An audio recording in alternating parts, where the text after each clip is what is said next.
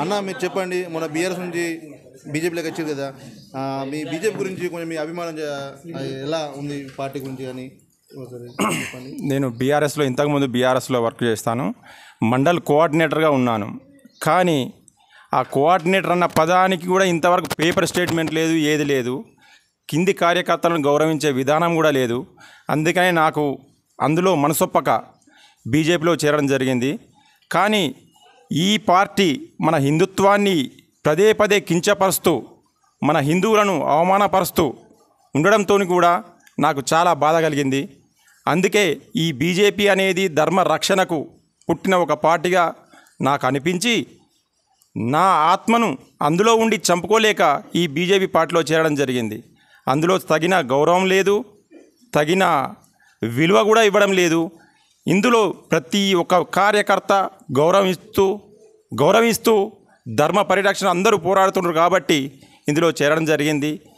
ఖచ్చితంగా అక్కడ దేశంలో ఇక్కడ సంజయ్ అన్నకు ఖచ్చితంగా సపోర్ట్ ఇస్తూ ఇక్కడ సంజయ్ అన్నను గెలిపించుకుంటూ దేశం బాగుపడాలని అహర్నిశలు కష్టపడతానని నా మనస్ఫూర్తిగా అనుకుంటున్నాను.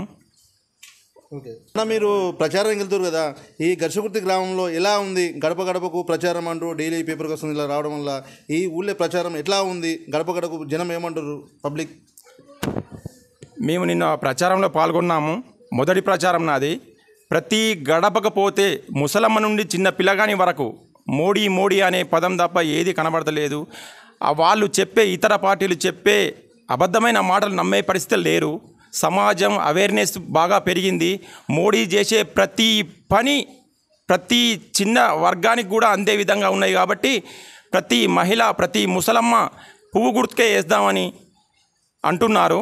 ప్రతి గడప ఎక్కడికైనా కానీ బీజేపీకే ఇస్తాం, మీద బీజేపీ ఉండాలి, మోడీ ఉండాలి అన్న పదం తప్ప ఎక్కడ కూడా తగ్గేది లేకుండా సపోర్ట్ ఇస్తున్నారు. చాలా బాగుంది.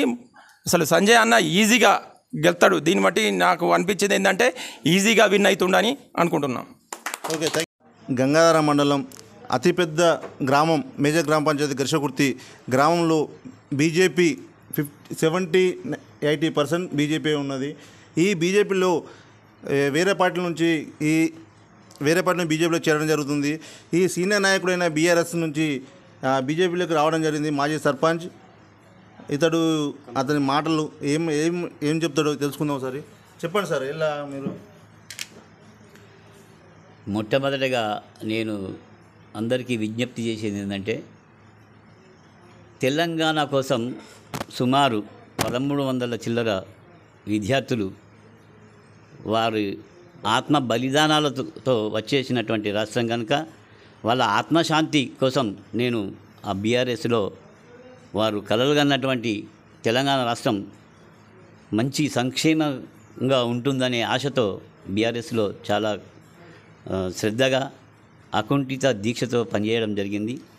కానీ దాంట్లో ఎంతో మంచిగా తెలంగాణ రాష్ట్రాన్ని తీర్చిదిద్దుతాలని అనుకున్నటువంటి విషయం గురించి నేను అలా పనిచేయడం జరిగింది. కానీ మనం అనుకున్నట్లు అవినీతి కుంభకోణాలలో కూరుకుపోయినటువంటి బీఆర్ఎస్ పార్టీ మీద నాకు ఆ రాష్ట్ర ప్రభుత్వం మీద కూడా విరక్తి చెంది, మరి భవిష్యత్తులో భారతదేశానికి ఒక బీజేపీ పార్టీ అనుకూలంగా ఉంటుంది, మరి దేశాన్ని సౌభాగ్య దిశలో పయనించే విధంగా కృషి చేస్తాడు. మోదీ గారి పరిపాలన సుభిక్షంగా ఈ భారతదేశం విరాజిల్లుతుందనేటువంటి ఆశతో మరి మన కరీంనగర్ జిల్లాలో బండి సంజయ్ గారు చేసేటువంటి ప్రజా సంగ్రామ యాత్ర గురించి తెలంగాణ మొత్తంలో ప్రజలందరినీ మేల్కొల్పే విధంగా అతను చాలా కృషి చేసిండు. కాబట్టి భవిష్యత్తులో మన దేశానికి మన రాష్ట్రానికి మోదీ గారు, మన రాష్ట్రానికి ఇక్కడ బండి సంజయ్ గారు మంచి పరిపాలన అందిస్తారు, ప్రజలకు మేలు చేస్తారనేటువంటి ఉద్దేశ్యంతో మరి ఈ బీజేపీలోకి చేరడం జరిగింది. ఈ బండి సంజయ్ గారు ఏమైనా చేసిన మంచి పనులు ఉన్నాయా మన ఘర్షకుర్తి గ్రామానికి? ఎలాంటి ఏమైనా? బండి సంజయ్ గారు వాస్తవంగా చేసేవారు చెప్పరు, చెప్పేవారు చేయరు. కానీ పాపం ఆయన చేసిన పనులు ఎన్నో ఉన్నాయి, ఆయన చెప్పుకోలేదు. కానీ మనకు తెలిసినంత వరకు మన ఘర్షకుర్తి గ్రామానికి మాత్రం ఫస్ట్ చేనేత కార్మిక సంఘ భవన నిర్మాణానికి 5 లక్షలు ఇచ్చిండు. మరి భవిష్యత్తులో కూడా ఇంకొక 5 లక్షలు కేటాయించాలని హామీ ఇచ్చిండు. తర్వాత సీసీ రోడ్లకు కూడా ఒక 5 లక్షలు ఇవ్వడం జరిగింది. శ్రీ వెంకటేశ్వర దేవస్థాన కాలక్షేప భవనానికి కూడా ఒక 2 లక్షలు వెచ్చించడం జరిగింది. భవిష్యత్తులో చేనేత మరమగ్గాల కార్మికులకు ఉపాధి కల్పన హామీ ఇచ్చిండు. బావుపేట నుండి కుర్క్యాల వయా ఘర్షగుర్తు నుండి రోడ్డు విస్తరణకు 25 కోట్లు కూడా వెచ్చించడం జరిగింది. అది టెండర్ ప్రాసెస్ కూడా అయింది.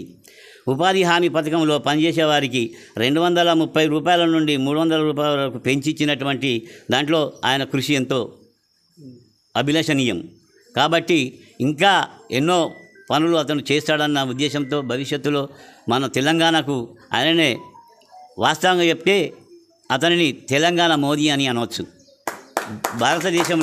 భారతదేశానికి మోదీ ఎట్లనో సంజయ్ గారు మన తెలంగాణ మోదీ అని నాకు అనిపించింది. అతని మీద అట్లాంటి ఆసక్తి కానీ ఇంట్రెస్ట్ కానీ ఉన్నది కాబట్టి చేరడం జరిగింది. ఓకే, మోడీ దేశంలో మోడీ ఎలా ఉన్నాడో మన కరీంనగర్ జిల్లాలో బండి సంజయ్ కూడా మోడీలాగా పనిచేస్తుండు, హనుమంతుల్లాగా పనిచేస్తున్నా అని ఒకటి చెప్పడం జరుగుతుంది. ఇంకా ఏమైనా చెప్పగలుగుతున్నా మీరు అధ్యక్షులు గారు?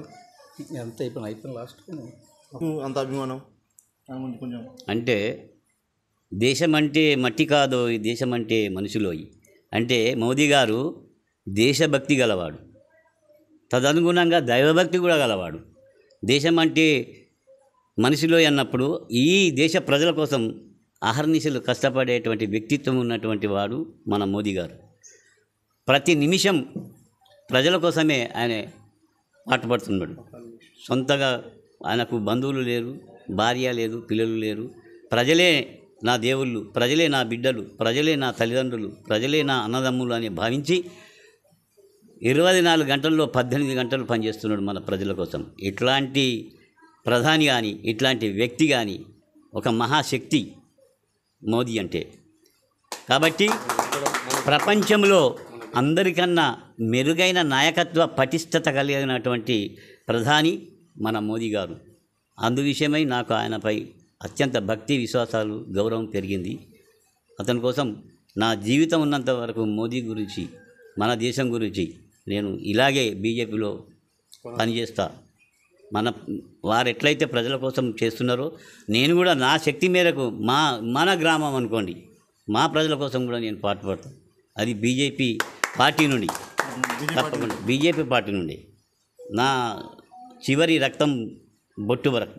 ఓకే, నిన్న హిందువుల గురించి ఏదో మాట్లాడుతున్నాను, నేను శ్లోకం ఏదో చెప్పి దాని గురించి ఒకసారి మాట్లాడి చెప్పిన. అంటే భగవద్గీతలో ఒక శ్లోకం ఉన్నది, పరిత్రాణాయ సాధూనాం వినాశాయ దుష్కృతాం ధర్మ సంస్థాపనార్థాయ సంభవామి యుగ యుగ అని భగవద్గీతలో ఒక శ్లోకం ఉంది.